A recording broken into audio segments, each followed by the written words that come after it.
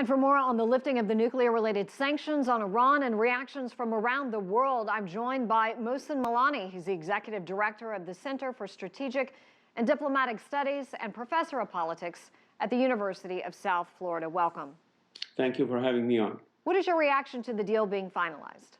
Well, I think the fact that we have started the phase of implementation of the nuclear deal means that the diplomacy with Iran can work without a single shot, without a single soldier getting killed, without the treasure of the two countries being drained.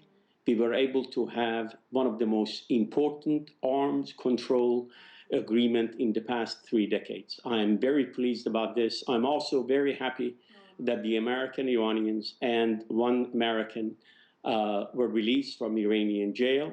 And I am very disappointed that at the time when the two countries need to build confidence, we now have a new set of sanctions imposed on Iran. That's what I wanted to ask you about. The U.S. has imposed these fresh sanctions over the ballistic missile test. How big of a setback, in your estimation, is it? I don't think it's going to derail the implementation of the nuclear deal, but I think it would empower the hardliners in Iran. It would empower all the forces inside Iran that have believed that this nuclear deal was based on total capitulation of Iran to the West. That is not what we need right now. I wish President Obama would have waited a while before imposing those sanctions. What was it that you believe that actually brought Iran and the U.S. to the table to finalize this deal? I think the sanctions were crippling, and on the other hand, in Iran we had an election, and President Rouhani was able to win that election because he promised to end these sanctions, and he promised to begin negotiation to resolve Iranian nuclear impasse. On the part of the United States, it seems to me that they have concluded that war is not going to end Iranian nuclear ambitions, and the best way to proceed is to negotiate. And I think both countries made the correct calculations, and therefore today we have a more peaceful Middle East because of this nuclear deal. Chinese President Xi Jinping will in fact visit Iran later this week, and in 2014, I believe, the trade between the two countries had reached $50 billion. What do you expect to come out of this visit this week? I think the fact that we now have a new set of sanctions imposed on Iran would mean that Iran is going to get even closer to China and getting closer to Russia, and allowing European firms to come to Iran and invest in Iran. Therefore, I expect in the coming years, Iran's relation with China to improve and to see more trades between the two countries.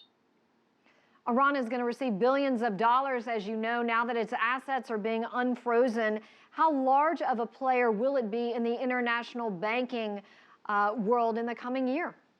I don't think Iran can be a major player in the international banking system, but the fact that at the time when oil prices are down, at the time that Saudi Arabia and other Gulf countries are facing serious deficits, this $100 or so billion should provide quite a bit of incentive for Iran to become a more important economic player in the region, and to be able to push and achieve its regional goals and objectives. I just have a few seconds left, but I wanted to ask you about tensions between Iran and Saudi Arabia and where they stand now. The tension between Iran and Saudi Arabia is the continuation of a Cold War that started a long time ago between these two countries. That war is not about sectarianism, it's not about Shiites versus Sunni, it is about power, who has the ultimate say in the Persian Gulf.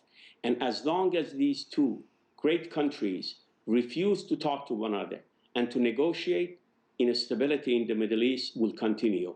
I hope that the two countries begin to talk, and the two countries begin to understand that if 6 global powers and Iran could have resolved Iranian nuclear impasse, why isn't it that Saudi Arabia and Iran cannot get together so that they can help resolve the devastating and the bloody civil war in Syria and address other major threats posing in the Middle East.